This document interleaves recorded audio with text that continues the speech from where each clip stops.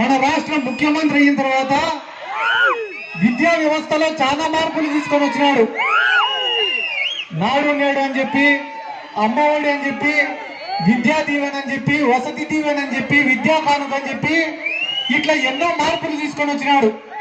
ఆ మార్పులు తీసుకొని వచ్చేటప్పుడు మా సురేష్ అన్న విద్యాశాఖ మంత్రిగా ఉన్నాడు.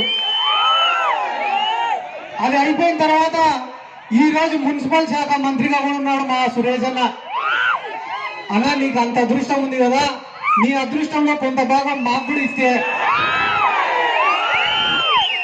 మా నందికొట్కూరుకి నూతనంగా ఒక మున్సిపల్ భవనాన్ని శాంక్షన్ చేస్తే మేము కూడా కొంచెం వరకు సంతోషపడతామని చెప్పి ఈ సందర్భంగా నేను తెలియజేసుకుంటున్నాను.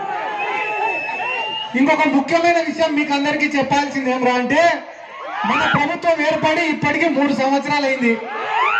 3 సంవత్సరాల తర్వాత ఈ రోజు ఏ సర్వే రిపోర్టు తీసుకున్నా, ఏ ఇంటెలిజెన్స్ రిపోర్టు తీసుకున్నా, ఏ 10 మందిని అడిగినా కూడా ఇప్పటికిప్పుడు ఎన్నికలు జరిగినా కూడా రాష్ట్రంలో వచ్చేది ఎవరు అంటే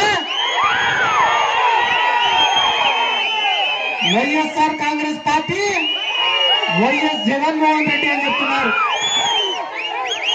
ఇంతమంది జగన్ సార్ మళ్ళీ ముఖ్యమంత్రి అవుతాడని చెప్తుంటే తెలుగుదేశం పార్టీ వాళ్ళకి ఏం చెప్పాలని అర్థం కావడంలా. ఏం చెప్పాలని అర్థం కాక అసహనం పెరిగిపోయింది, అసహనం పెరిగిపోయింది, అసహనం పెరిగిపోయింది రాష్ట్రంలో అని అంటున్నారు. అసహనం పెరిగిన మాట వాస్తవమే. ఎవరిలో పెరిగింది?